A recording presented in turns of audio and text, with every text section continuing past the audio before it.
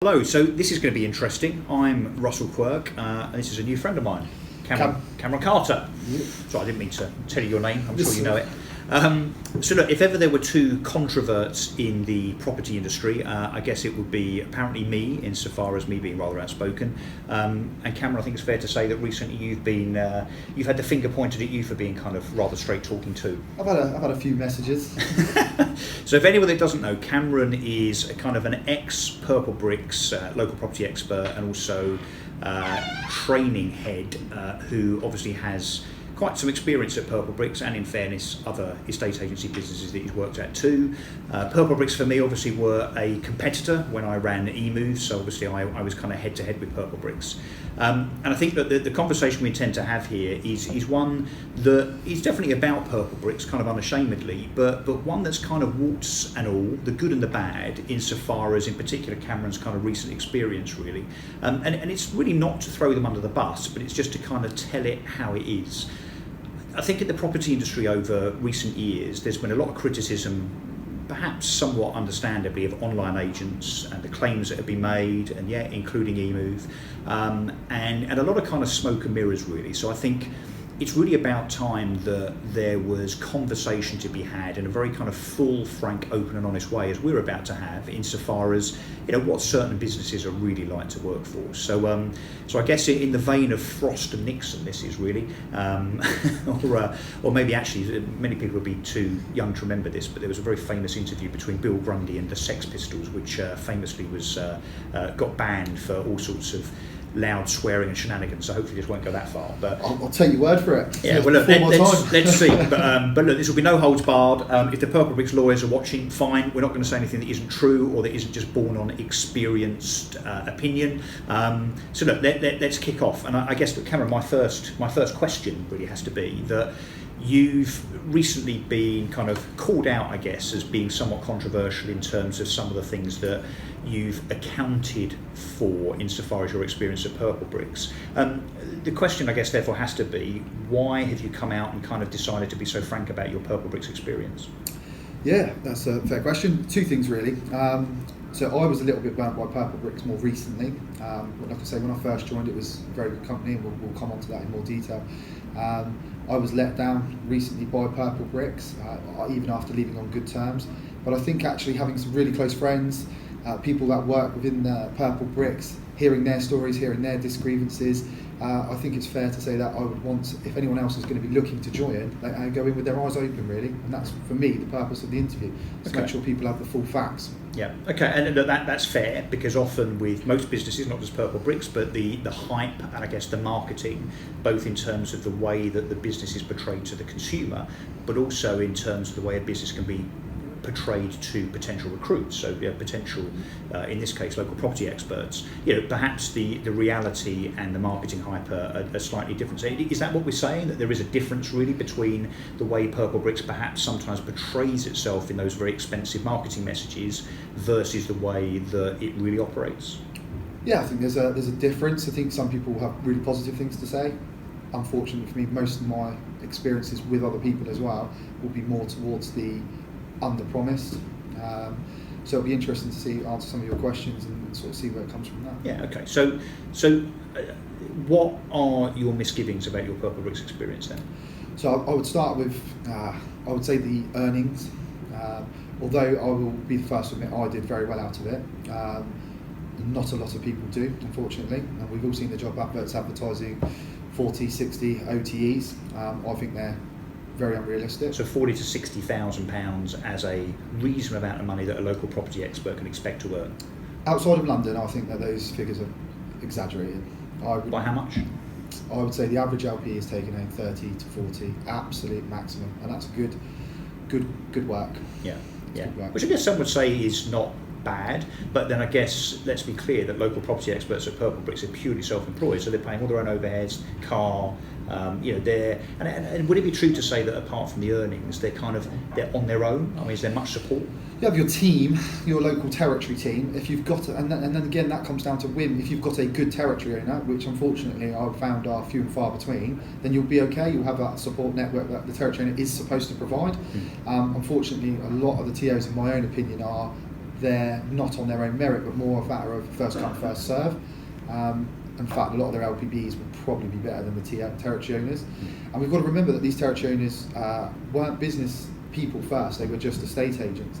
And one of my biggest criticisms would be that actually no one teaches you how to run a business at PurpleBricks. I'm not saying that's how that should be done, but there certainly should be some guidance around that. And do you have to set up as a separate limited company? I mean, that's the rules, right? Non-negotiable.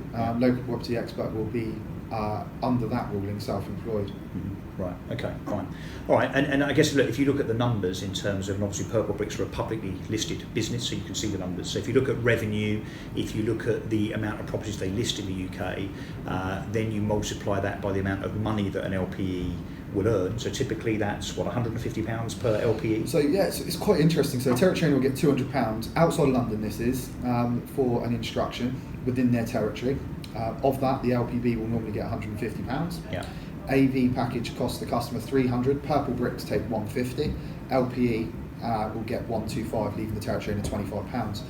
Legals supposed to be £50 for the LPB, so to speak. TOs aren't supposed to take off the top, is probably the phrase there, but some, I know of LPBs earn 35, 40, so they should probably have a word with their territory owner. And then they have various other income sources such as mortgages and surveys. I think a go-to £25, mortgages 100, but again LPBs may get 90. Yeah. And I've got no issue with the whole. Let's be frank, it is a pyramid scheme on taking off the top. But you think it's a pyramid scheme? I would call it a pyramid scheme. Yeah, I would say if the TO's getting 200 and the LPB's getting 150, that bit I don't have so much issue with. It's more like the viewings. I don't see, unless the AV. Unless the territory owner is providing a viewing service and helping them, why should they take any of that money at all from the LPB? But I guess the territory owner is tasked with recruiting the agents below him, though, yeah? So that's his incentive to bring more people on. Do they? I mean, for me, I know of LPBs where they've had to source their own company viewers. Some of them use their mums, their dads, brothers and sisters and family members, and still the territory owner will take £25 for the viewing pack sold, offering no support. Legals, I mean, if an LPB is out there getting £40 from what should be 50 and the territory owner is taking 50, the other 10, what's he doing for that £10? So do you think there's resentment then looking from the LPE upwards to the territory owners, that the LPEs generally resent the fact that the territory owner is taking a nice cut from what they're earning? I would say there are certainly some LPBs who are not getting the support they should be for the amount of money that they're losing to their territory owner. And generally, I mean, in your experience, and I know this may well be different to other people's experience, bearing in mind there's 650 LPEs, but do you think PurpleBricks is a happy ship now in terms of LPE sentiment? No, I don't. I know that. So your experience, I mean, not just my experience, what you think, but what your knowledge of people that you speak to, and you must still speak to people at PB. I speak to 60 to 70 local property experts, certainly over the last month. I have 10 to 12 that I speak to weekly. I would say that PurpleBricks is not a happy place to work at the moment. I do believe there's resentment. I believe there's a fear as well. A fear? Where are they heading? What are they doing? I don't think there's a clear communication. So there's concern about what the future of PB, you mean? Absolutely, maybe not the future of PB, but certainly where they're heading. I mean, there's all sorts of talks about pay rises, and the price of PurpleBricks is due to go up apparently. So, how is that going to affect them? Well, their listing fee. Their listing fee, yeah. Their AV fee, those sort of things are looking to go up, and it'll be interesting to see how that is then split again. Will the territory owners take a larger chunk again for doing the same sort of work? That will be interesting. So, and is it fair to say it's not the same place as when Michael and Kenny were in 60? Absolutely not. And I've got hundreds, I would have seen, of messages, whether they're from LinkedIn, WhatsApps, to back that up from current and existing and previous LPEs. I think if we call it PB.1 and PB.2 for me, it's in two different places now. PB.1, you would find it hard to disagree with much, really. I thought they did a great job, Kenny and Michael, getting it off the ground. I think everybody felt treated individual. I think they looked at territories. So they kind of led from the front, really. Absolutely. And provided a culture, I think it's fair to say, yeah. Yeah, it was a place you'd want to work. It was a place that you became intoxicated to work. That everyone knows the long-running joke of a cult, but it wasn't necessarily in a poor form. It was a great place to work. It was a good cult. It's a good cult. I enjoyed it. Yeah, I enjoyed being part of a cult. No, it was a great place to work. People were generally happy. I'm sure there were things going on that I was unaware of and stuff, but as a general rule of thumb, I think the business started turning into a different direction. Whilst Michael and Kenny were there, but whilst they put themselves over to America and Australia. Which is a while ago now. I mean, that's a good 2.5 years ago, isn't it? That Yeah, they kind of was, expanded into Australia than the US. That was the first sort of focal turning point. And that's not to say what happened with them going over there was a bad thing. I mean, I don't think it's unfair to say that they would probably say that wasn't a great move now. I mean, they're out of there. But so we had Paul and Lee come in, and I don't think it's a secret. I didn't always see eye to eye with Paul, for example, but what I can say about Paul is Paul Bickerstaff, right, yeah. very. I mean, I've not met anyone with a work ethic like that in my life. In a good way. In a good way, yeah.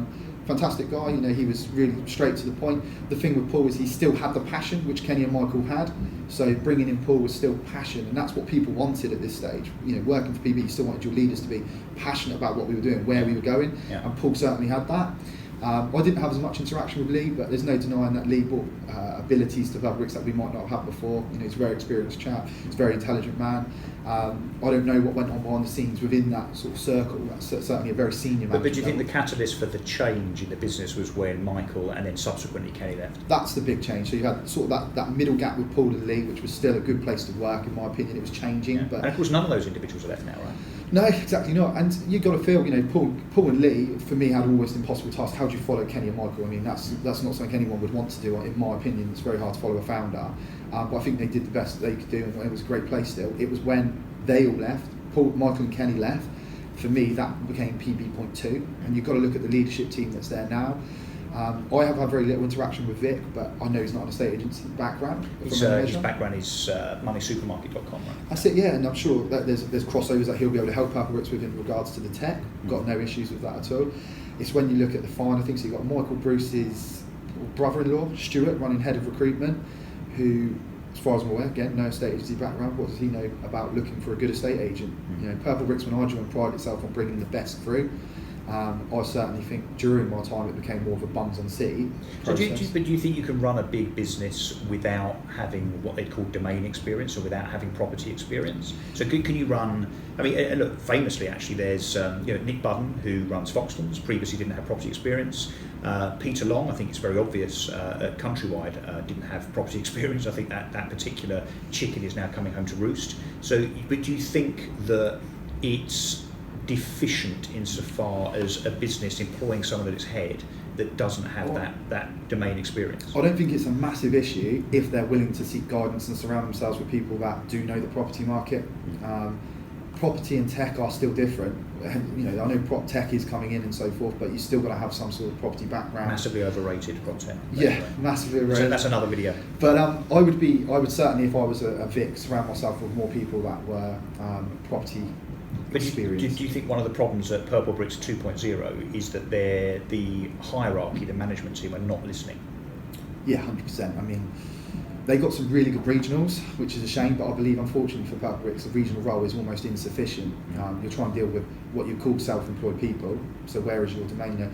It seems like almost a glorified complaint handling role, very little say in what's actually going on with the company, and it's a shame because those people are still quite related to their local property experts, a lot of them. And you mentioned complaints. What level of complaints are PurpleBricks getting? See, I never personally dealt with all the complaints, but I think it's fair to say they get their fair share, just like anybody else in the property industry. Unfortunately, they're lumbered, or certainly so when I was there, upon the regional directors, which I would imagine isn't what they're brought on to do. I would imagine they're brought on to affect the numbers, the figures, and help their local property experts grow.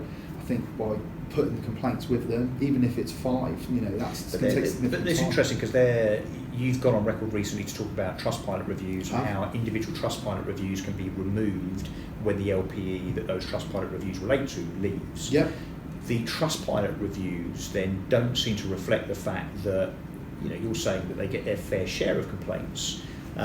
It would seem that the Trustpilot reviews for PurpleBricks historically make that business look like it hardly ever gets a complaint at all ever. It's really simple. I'm sure there are complaints, and I'm sure, but it's the point of when you ask for the Trustpilot review that's really important to understand the reviews of PurpleBricks. So on training, we tell our LPEs, or we tell those LPEs, to ask for the point of a Trustpilot upon the point of agreeing a sale.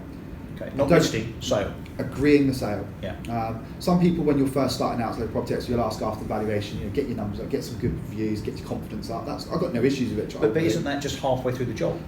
Well, isn't that up for opinion, I guess? Well, it is, because there's 3 months worth of sales progression to be done. And I would have to agree with you. I'd have to agree with you that the job is not complete until the keys are handed over with the new buyer. And you would imagine that PurpleBricks and the LPE's motivations should be completely in line with the customers, and the customer doesn't believe the job's done until completion.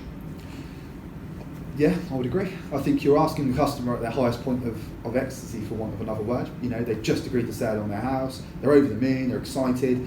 A lot of customers don't understand the process of what's to come next, do they, if we're really honest? And let's talk about sales progression, because I think sales progression is every bit as important as the valuation, the appraisal, the listing, getting the advert right and so on. Probably second only to making sure that the buyer that is introduced is a proper buyer. So do they have a property to sell? Has the chain been checked?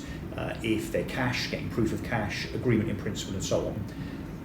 Rumour has it from many people I've spoken to within the PurpleBricks organisation that actually when it comes to actually both the chain checking, so the buyer qualification and the sales progression, PurpleBricks don't do a great job. Would you agree? Very independent on the LPE.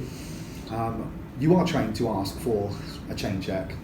When you're out there winning business, doing adverts, sometimes doing viewings, having customers call you, negotiating offers, I would say it's fair to say that a lot of LPEs disregard the first thing as the chain check. So they don't do it. What, the majority of LPEs? 50-50 for me. So 50% might not be doing chain checks. I did well over 100 field visits with LPEs, and if I was to go through notes, 50 would have had a good chain check or sufficient, and 50 would have prioritised other tasks. And if you're selling 30 to 40,000 properties a year, that's a lot of properties that are presumably booked as sole subject to contract without having a chain check or a mortgage agreement in principle. Yeah, I would agree. The only thing that but that's astonishing. It's not a great figure. I don't think it's something that you would shout about or be proud about, which is probably why you don't read about it. Yeah. The only defence of PurpleBricks is they don't mince their words and pretend that they do it. I don't. To who? To the LPEs or to the customer? Really? To the customer.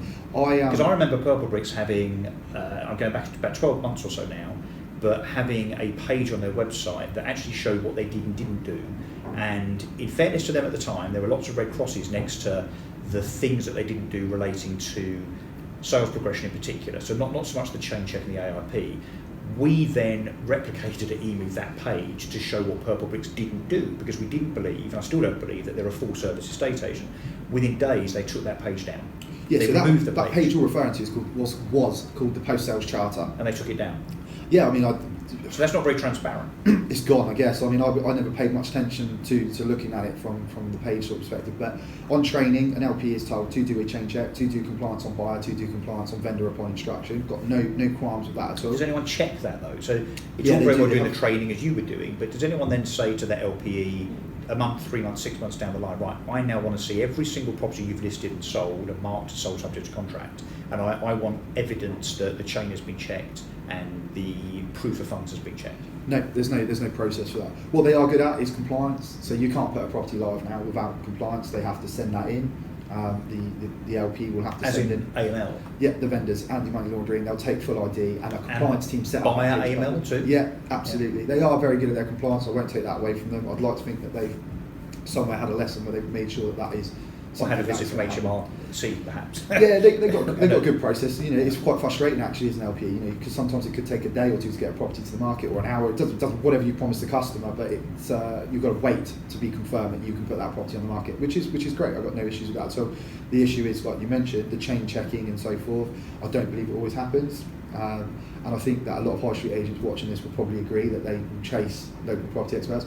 The bigger problem with it is you've got post-sale support who, let's be clear, as far as I'm aware, most LPs are very, very transparent saying they don't chase the sales. I mean, they tell the consumer that? I believe they do. I do believe they tell the customer. Before they sign them up? 100%. They don't. I believe they don't mince their words and say, I've never been out of an LP in a living room or trained it where we tell them we do sales progression. Very, very clear about how we phrase it. Would the consumer know to ask that question? Probably particularly a first-time seller? Absolutely not. But they don't avoid it. You know, the pitch sort of goes a little bit along the lines of, but does the pitch just avoid the question of sales progression? It kind of just says, look, so we've got post-sale support, reactive service that's available for you as and when you need it. Yeah. So it sounds to me a bit like it's kind of covered so that if Watchdog were to have secret cameras in lounges again, like they did 2 years ago, that PurpleBricks can say, hey, look, we did mention it. But of course, if you mention something very quickly and in a very glib fashion, particularly something that relates to a process that the consumer doesn't know anything about, be a bit like talking to me about quantum physics and expecting me to kind of understand as someone's explaining it to me, then it kind of ticks the box of compliance, but it's still, surely, it's irresponsible almost, and it's almost deceptive by omission, really. Again, I think the LP will, in the living room, is the one that will have to take responsibility for it. I am very proud that all my customers understood what we did, and I like to think most of the people who are trained would do the same. But if you haven't sold a house before, you're completely right. Would you think to say, do you chase myself through to the end? Yeah. Well, the answer from a PurpleBricks perspective should be, no, I don't, because that isn't what happened. They have a post-sale support, reactive service, no denying about it. And to be clear, as I heard, correct me if I'm wrong, 15,000 running sales with about 45 people looking after 15,000 running sales, which is a terribly inefficient and inept ratio of staff to customers. Bear in mind they're only doing reactive work, so they're not sales progressing, so they can probably get away with less numbers. If you had 15,000 sales running through and you were actually chasing through, you'd need, oh God, well, 1 to 80 used to be our ratio. 80 customers, 1 sales you'd progressor. need a significant number more. Well, they need 250 sales progressors, and they've got 47 who are being reactive. They're not sales progressors, they're just literally post-sales advisors. They will, an agent or a customer will call them, they will do what they can to help with the limited information that they've got in the system, which they rely on from the LP to put on. I mean, there's a lot of places where it could not happen, and that's why. So they're just shuffling stuff around. Yeah, post-sale support advisor on standard call will probably not have the information. So people watching this, particularly, or both agents and maybe consumers, would perhaps agree with the following statement: PurpleBricks do half the job for half the fee. If you consider the point of half at the point of sale agreed, then that would be a fair statement. If you think that 50% of the sale is getting it through from a sale agreed, then that statement would be fair. Okay. All right. Look, this has been very interesting. I think very enlightening. Could you just talk very quickly about the I guess the future of the industry? So you've been Spicer Hart for some time. 6 months. PurpleBricks. So you've seen you've seen both sides of the industry. Where do you think the industry is going over the next 3 to 5 years? What does the estate agency look like in 5 years' time? If I refer back to PurpleBricks on that, that's the model that it's going to be. That kind of, they've set the precedence for me. I think the high street is going to be a very difficult place to be. There will still always be a need for really good local independents, 100%. The corporates will suffer. As in branches? Yeah, there'll be, some people will want to do business that way, and if you're a really strong independent agent, I know a few around where I live in Southampton, I think personally they'll always be there in some form.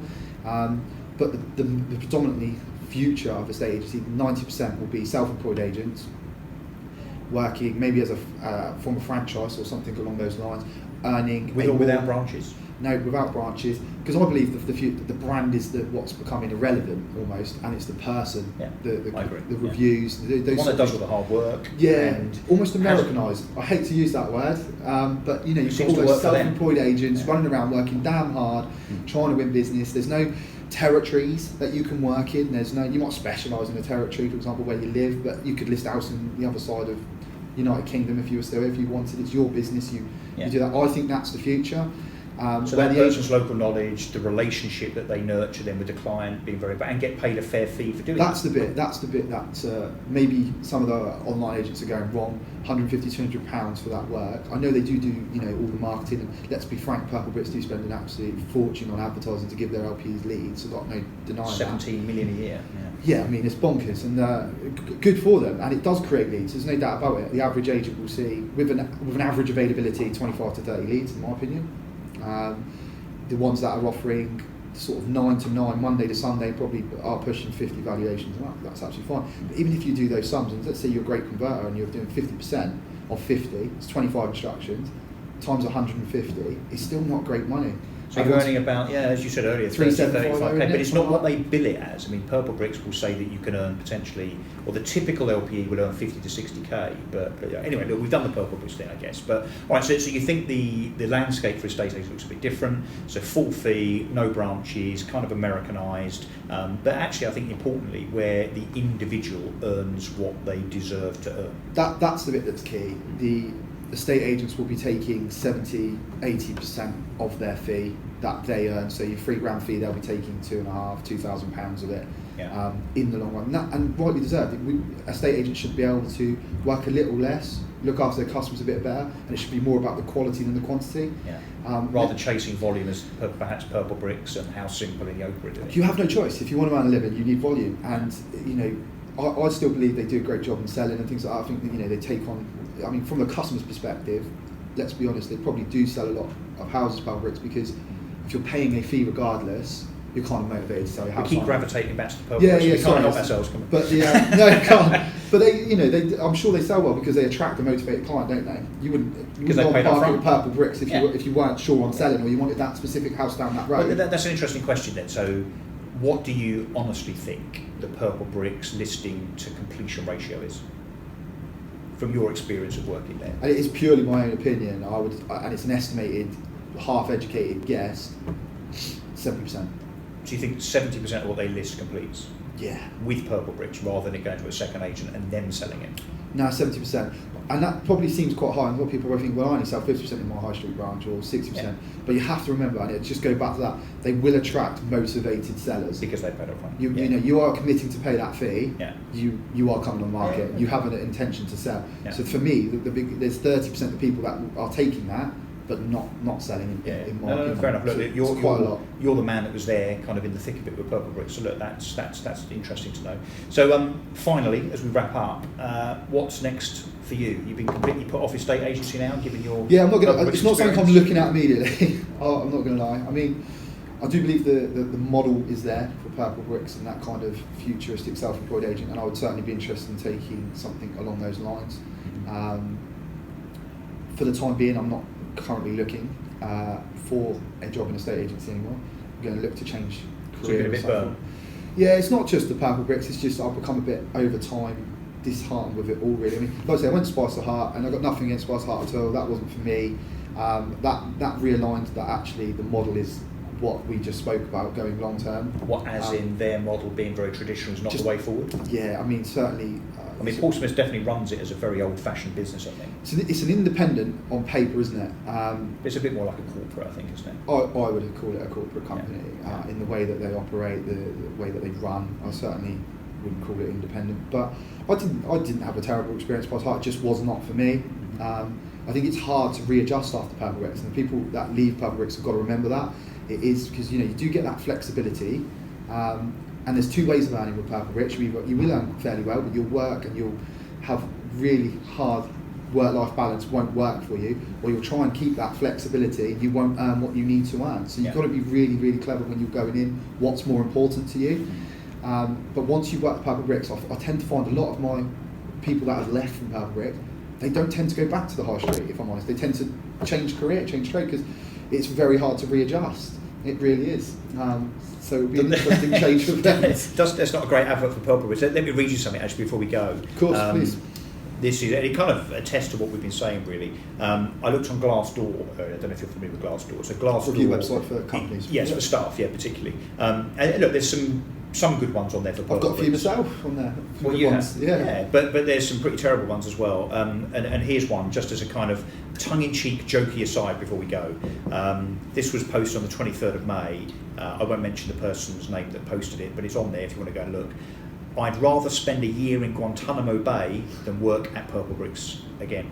As I say, there are positive ones to counter that, but there's a number that are very kind of disparaging really along the lines of what Cameron's been talking about in terms of kind of over-promise, under-delivery, earnings, pressure and so on. And this kind of weird dichotomy, I suppose, whereby you're employed as a self-employed, almost a contractor, as a separate limited company, but then you're told what to do every day. It's loose. It's very loose, that self-employed term, because you can't choose who you employ. You can't choose who you refer your legals to. You can't choose who you choose to send your mortgages to. But you're managed each day, though, right? Yeah, I mean, if you've got red tasks, as you call them, valuation reports that need sending, you'll certainly hear from your regional director, or should. If you haven't done them. Yeah, and if you it's like being employed, not self-employed. If you're not offering enough availability, I'm sure someone you'd hear from someone. So it's a very loose self-employed term. And I just want to touch on those earnings again. If you work hard, you can earn them. If you don't, I know people that work 2 jobs at PurpleBricks. It's a bold statement, but I genuinely know someone who works a different job. People that are having to supplement their income. Exactly that. They haven't got the income. and some will say, well, that's their availability stuff, but these people can see good value numbers in reference to how many valuations they see. Well, let's see how the PurpleBricks thing goes. I don't think we've seen the last of changes at PurpleBricks. I think there's a lot that needs to be fixed if they do want to get to their magical 10% market share, which I don't think they will. It's never going to happen. It's never going to happen. I think that, I don't know where they're at, roughly 4.8%, 4.6%. I think 7% but their listings have plateaued. Yeah, listings plateaued. And they can't keep spending more money on marketing because they've basically taken over ITV and Channel 4 already. And recruitment will become an issue because, you know, the pool presumably will become shriveling up. There's only so many people that will ever want to take the self-employed jump in the first place. Those people that are doing it, they've got other options now as well. Some that are coming through that will be better, I think. I don't think, I've got nothing against Yopa in any way whatsoever, but I don't think that is a very similar model to PurpleBricks. I think that there is a middle ground between it all that will come announce itself and be the future of a estate agency. The hybrid, perhaps. Hybrid, yeah. I kind of like the ring to it. But I believe it's going to happen. I think you've got two extremes. You've got traditional, you've got PurpleBricks. I think the sweet spot, the future is definitely in the middle. So, well, look, I think we probably bored everybody to tears here, and we weren't that controversial actually. We just kind of told it how it is, I think. So, look, thank you very much. It's been really, really good to talk to you, and yeah, look, I'm sure there'll be other things we can talk about on camera again in the future. So, absolutely. And I wish you the best of luck. Thanks, Russell.